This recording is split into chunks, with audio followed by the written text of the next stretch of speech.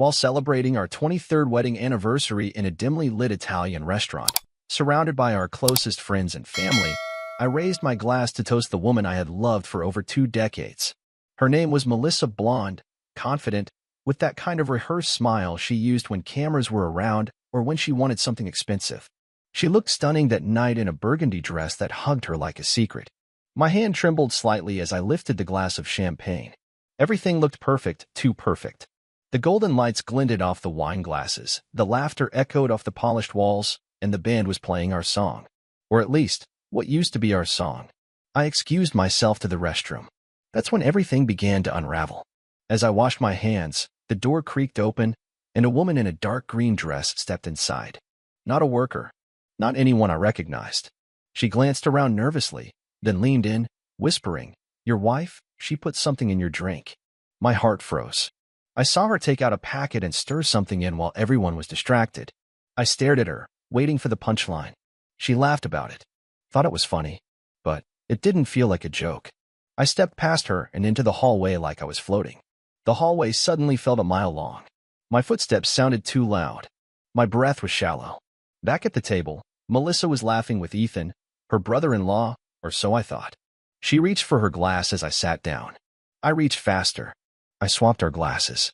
Smooth, invisible. I'd done nothing wrong, but adrenaline made it feel like I had just detonated a grenade. I smiled at her, forcing calm. She clinked her new glass against mine and said, "To forever." That was rich, coming from her. 12 minutes later, as the waiter served dessert, I noticed her blinking more than usual. Her mascara started to smudge. She giggled too loudly at something Ethan said. Then she tried to stand. Her knees buckled. The entire restaurant froze. "Whoa, babe," I said, catching her. "You okay?" She mumbled something incoherent, her mouth slack, her pupils glassy. I helped her sit back down, and people assumed maybe the champagne hit harder than expected. But I knew. She had drugged my drink. But I had given her her own dose of whatever the hell it was. Everyone chuckled awkwardly. Someone made a joke about anniversary shots hitting too fast. But I wasn't laughing. I watched her lean on Ethan's shoulder like it was instinct. That was the moment everything clicked. I had always trusted her too much. Always overlooked the smirks, the strange texts, the late gym nights. But now the mask slipped, and all I saw was a woman who had carefully, quietly grown to despise me. I didn't say anything yet. Not in front of our kids. Not in front of the crowd. But inside me, something snapped. I pulled out my phone under the table and texted Tyler, my private investigator friend who owed me a favor. I need everything. Melissa. Ethan. Phone taps. GPS hidden cams. I want it all. The waitress came by to ask if we wanted the bill.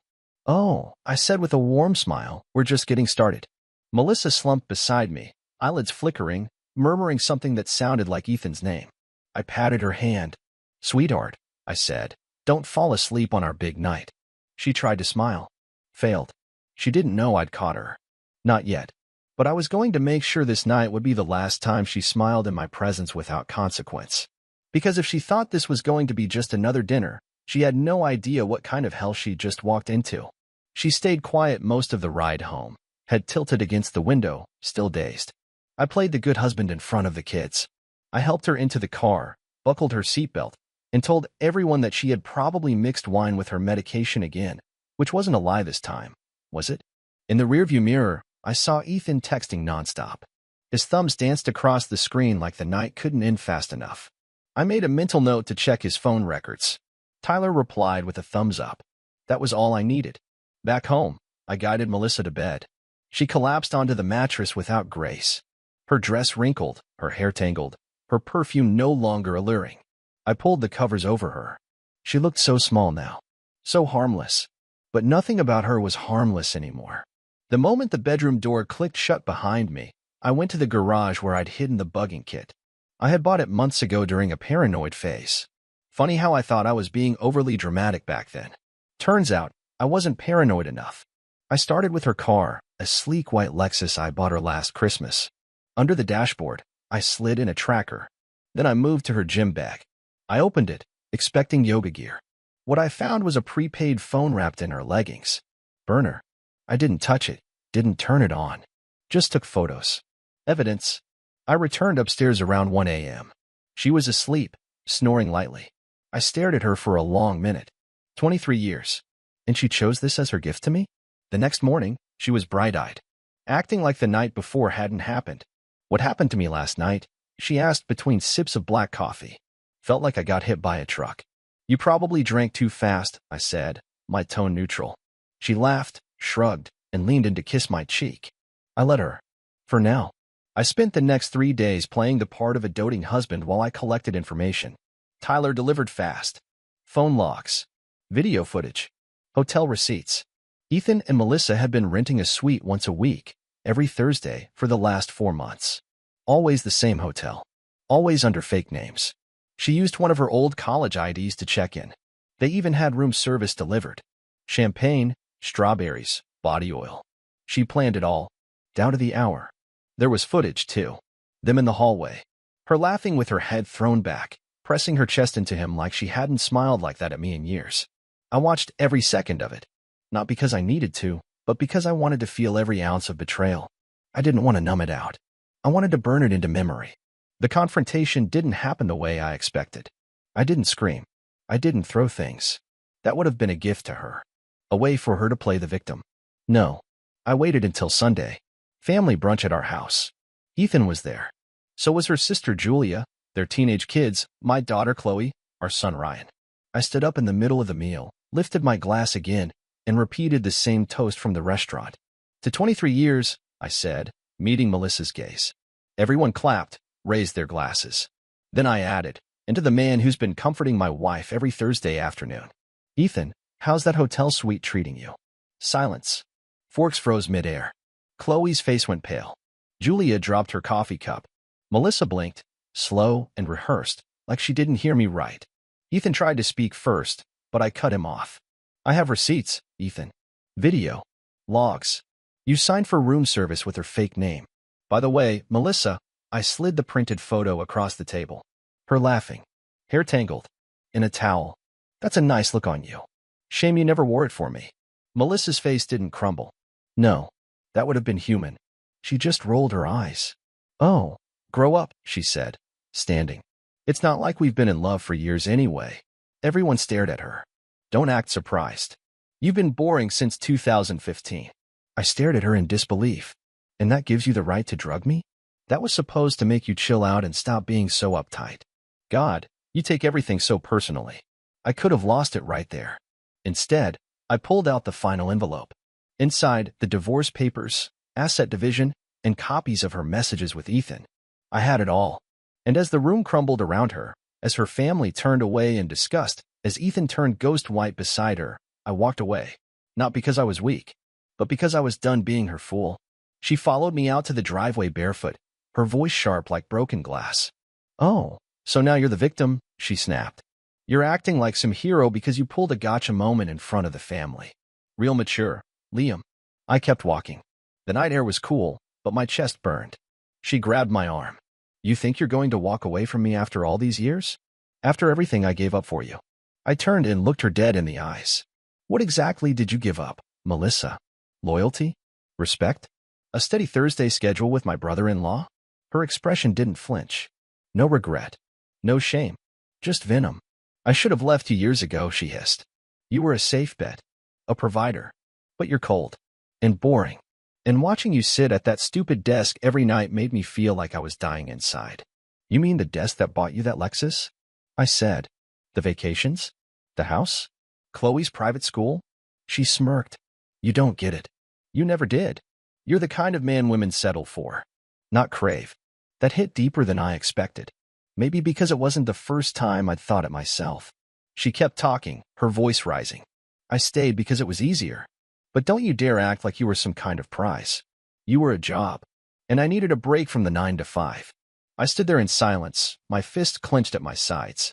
Not because I was going to hit her, no. Because I wanted to scream. But I didn't. Instead, I walked to my car. Opened the trunk. Took out a small suitcase. I packed it that morning. Just in case. You're leaving? She asked, arms crossed now like she had the upper hand. No, I said. You are. She laughed. Actually laughed. This is my house. I pulled out the deed from my bag, the one I transferred months ago when I started noticing the red flags. Not anymore. Her laugh faded. I saw this coming, I said. And I've had time to prepare.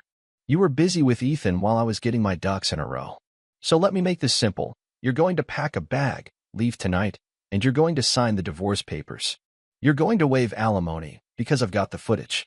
The texts. The drugs. Everything. Her face dropped for the first time. I will burn your entire reputation to the ground if you push me. You'll lose your job, your friends, your image. I'll make you infamous in circles you thought worshipped you. So don't test me, Melissa. Not today. She stared at me like she was looking at someone she'd never met. You're not who I married, she whispered. No, I said. That man would have begged you to stay. I'm the one who watched him die the moment you chose Ethan. I turned my back on her again. Walked inside. I didn't care where she went. Didn't care who she called. That part of me, the part that clung to her, that hoped she'd come to her senses, that part was buried now. Upstairs, Chloe was sitting on the edge of the bed, her knees pulled to her chest. You okay, Dad? I nodded, swallowing the lump in my throat. I will be. She looked like she wanted to ask more. I didn't have the strength to say it out loud. That her mother had betrayed all of us. So I sat beside her, put my arm around her shoulders, and we just sat there in silence. Downstairs, the front door slammed. And with that, 23 years of lies walked out of my life. The morning after felt unreal. I woke up to silence.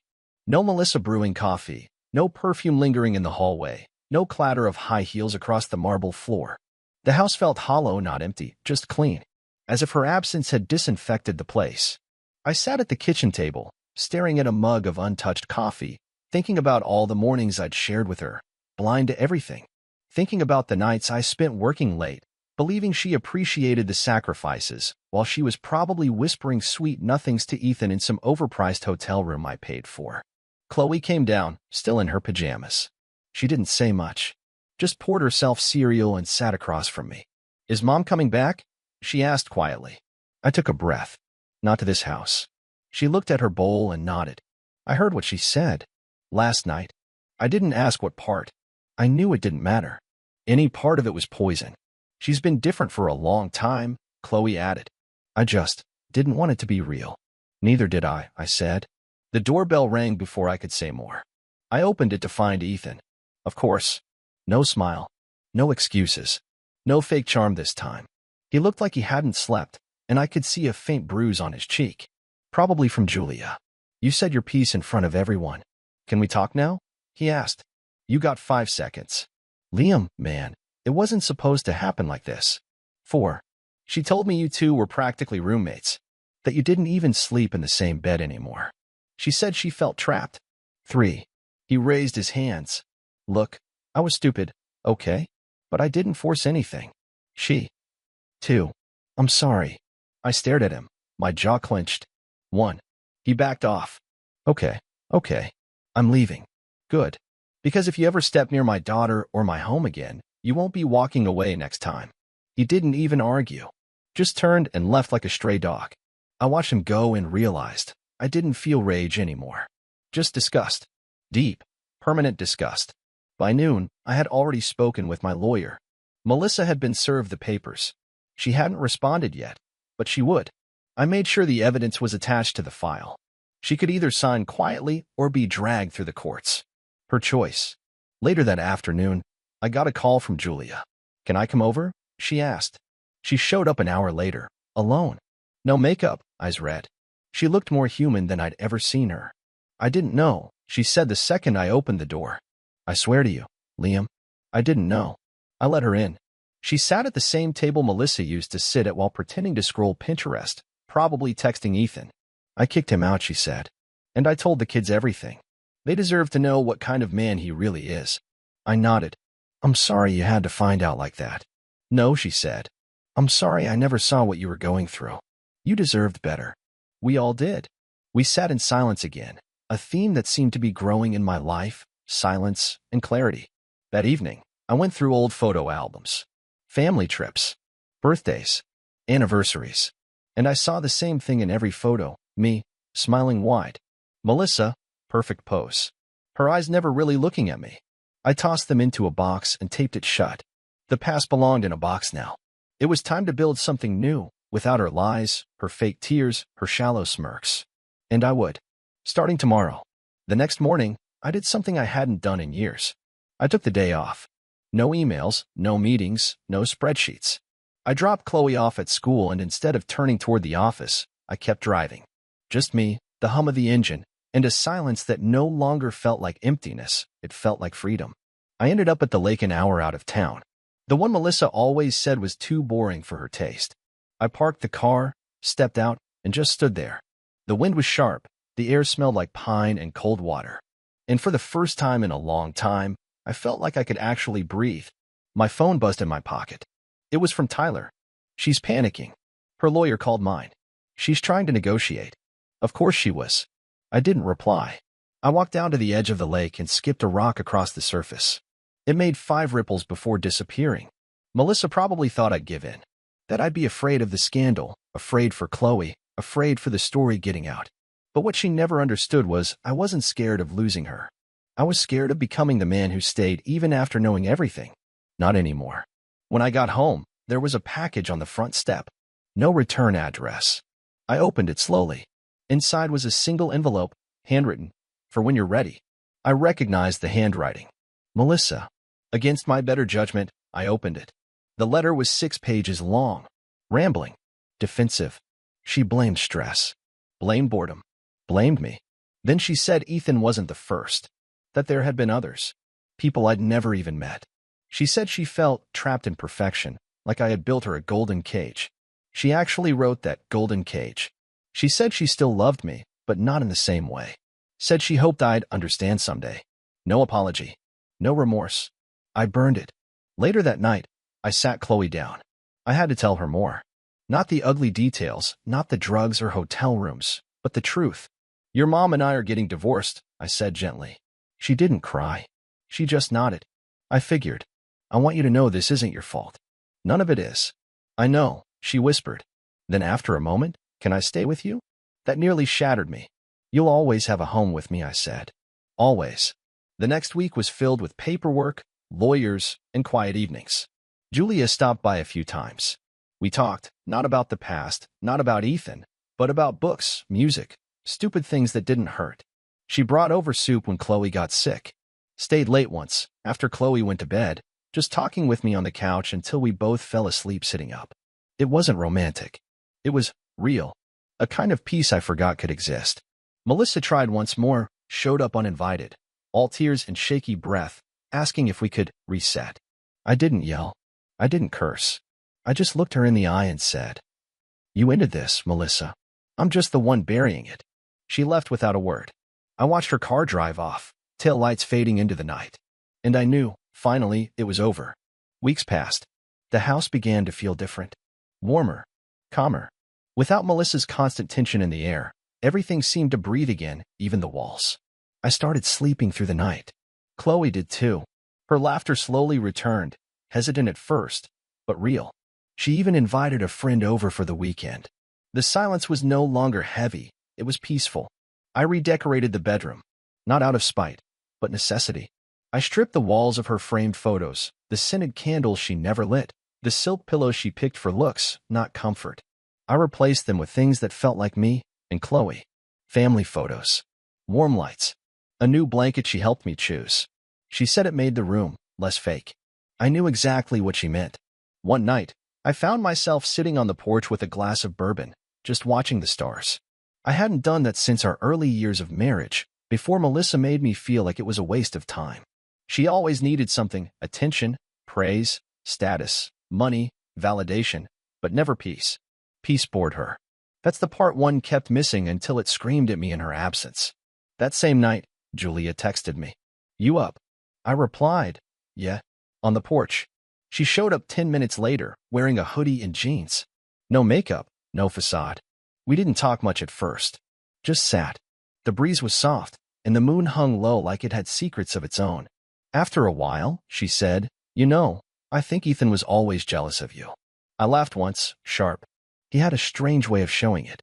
He wanted your life. The respect. The consistency. He just didn't want to earn it. We sat a little longer before I asked, "And you? You okay?" "I will be," she said. Then added, "I hated her, you know, for how she treated you. Even before the affair. You just never saw it. Or maybe you did, and you just didn't want to believe it. I turned to her.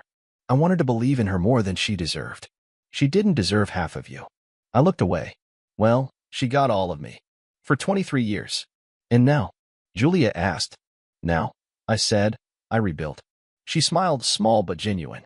A few days later, the divorce was finalized. No court drama. No drawn-out fight. She signed everything. Probably thought it made her look noble. Truth was, she didn't want the truth dragged into public. Her reputation mattered more than revenge. I kept the house, full custody of Chloe, and most of our assets. She kept her Lexus, her lies, and a condo I had no interest in. She tried one last jab through her lawyer, a note she asked to pass along. It read, "Maybe one day you'll realize you weren't enough for me. And maybe that's okay." I laughed when I read it. Not because it hurt, but because it didn't. That woman was gone. Not just from my house. From my life. From my heart. She could scream into her empty condo walls all she wanted. I wasn't listening anymore. The day after the papers were signed, I took Chloe out for dinner. Just the two of us. We went to that same Italian restaurant. The place where it all began. She was hesitant at first, until I said, "Let's reclaim it." We sat at a different table. No family, no toasts, no poison. Just pizza, laughter, and stories. Real ones. She asked me about my college days, and I told her things I'd never shared before. We laughed until dessert. And as we left, the hostess stopped me and said, "You've got a great daughter." "I know," I said. "She's the reason I made it out of hell." We got home, and Chloe hugged me at the door. "I'm proud of you, Dad," she said. "You didn't fall apart." I kissed the top of her head. "That's because you were here to keep me standing." And just like that, life began again. Not perfectly, but honestly. One afternoon, weeks after the dust had finally settled, I received an invitation. It came in a thick white envelope with embossed lettering and a gold seal. At first glance, I thought it was a joke, maybe from an old colleague or a clueless relative. But when I opened it, the grin on my face vanished. Ethan and Melissa were getting engaged. They had the audacity to send me an invitation. Not just that, Melissa's handwritten note inside read, "No hard feelings. Thought you'd want closure. We'd love for you and Chloe to come." There wasn't a word in the English language vile enough for what I felt in that moment. I didn't show the invite to Chloe. She didn't need to carry any more of Melissa's weight than she already did. I tossed the envelope in the trash, calmly, then took out the entire bag and burned it in the backyard fire pit. That night, I told Julia about it. We were having dinner on her patio. Just the two of us, under string lights in a summer sky. "They sent you an invite?" she asked, jaw tightening. I nodded. I guess I'm supposed to applaud their betrayal now. Julia stared into her wine glass. She's not even embarrassed. That's what's terrifying. She never was, I said. Even when she got caught. Even when I showed her the evidence. Her conscience was already sold off with the rest of her soul. Julia laughed bitterly. I used to envy her. Her confidence. Her looks. The way she always walked into a room like she owned it. I thought you two had it all figured out. She did own the room, I said. She just never wanted me standing in it. We ate in silence for a while, until Julia looked at me and said, "You know, they deserve each other." "Yeah," I replied. Like two parasites fighting over the same host. She chuckled, and then something shifted. She looked at me a little longer, her expression softer. "You're not the same man from a few months ago." I raised an eyebrow. "That bad, huh?" "No," she said, smiling. "That free." Later that night, I couldn't sleep. I sat on the edge of my bed, thinking. Not about Melissa, not anymore. I thought about how close I came to losing myself trying to keep something broken from falling apart. How long I lived in a house full of shadows and convinced myself it was just dim lighting. I opened my laptop and began writing. Not a rant. Not a journal. A letter. To myself. A reminder. She didn't break you. She freed you. I wrote about the moments I ignored. The sighs behind her smiles. The excuses. The Thursday evenings. I wrote about how I traded my self-worth for the illusion of stability. How I mistook survival for love. And then I wrote what mattered.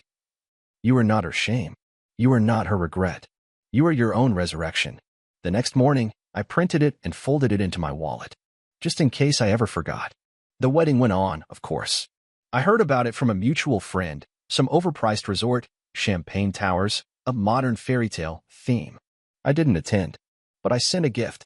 A framed photo of Melissa and me from our wedding day, split down the middle. On the back, a handwritten note. Fairy tales end. This one just took longer than most. I never heard back. A few months later, Julia and I were still spending time together. It was slow, real, unforced. Chloe had grown close to her. Sometimes I caught her laughing in ways she hadn't in years. We weren't rushing anything. Neither of us needed saving, just someone who didn't flinch when the past echoed too loud. One night, as we sat watching Chloe paint in the living room, Julia leaned over and whispered, "You're doing good, Liam." I looked around. The quiet peace, the steady warmth, the freedom. "I finally believe it," I said. And I did. The year closed quietly. No chaos. No explosions. No final scene where someone begs for forgiveness or storms off into the night. Just peace. Melissa disappeared from our lives entirely. The last I heard, she moved to Miami with Ethan. Rumors floated back. Infighting, financial problems, a canceled honeymoon, even a restraining order filed by one of his exes. None of it surprised me. I didn't care enough to follow the details. But sometimes I'd catch myself wondering, not about her, but about me. How I'd stayed so long. How I convinced myself that loyalty meant sacrifice. That pain was proof of love. That enduring her silence, her contempt, her cold smiles, was just part of being a man. It wasn't. It was weakness disguised as patience. One evening, Chloe and I sat watching an old movie. Something cheesy and warm, the kind Melissa would have mocked halfway through. Chloe laughed, leaned on my shoulder, and whispered, "You're happier now." I kissed the top of her head. "So are you." She nodded. "Mom doesn't call much. She's not ready to be the mom you deserve." Chloe didn't respond, but she didn't need to. Her silence said everything, not sadness. Acceptance. That's what healing looked like. Later that night, after she went to bed, I stepped outside. The stars were out again. Clear sky. No weight pressing down on my chest. Just air. Just now. Julia texted me. "Still up?" I replied. "Always." She sent back a photo of Chloe and her niece playing in the park earlier that day. A simple moment. A full one. And it hit me. I had stopped waiting for life to return to normal. I had built a new normal. One that didn't revolve around someone else's approval. One where love wasn't begged for, but shown. Where I wasn't walking on glass, but solid ground. This story didn't end with revenge. Or courtroom drama. Or some grand reckoning where she falls to her knees. It ended with something better. Me, whole again. Not because of someone else, but because I finally remembered who I was before I forgot. And if you're reading this, wondering if you're crazy for noticing the distance, the excuses, the lies, you're not. You're just waking up. Don't waste another year trying to glue together shattered trust. You don't need her to fall to pieces for you to rise. Let her rot in the castle she built on your pain. You rebuild. Stronger. Wiser. Free.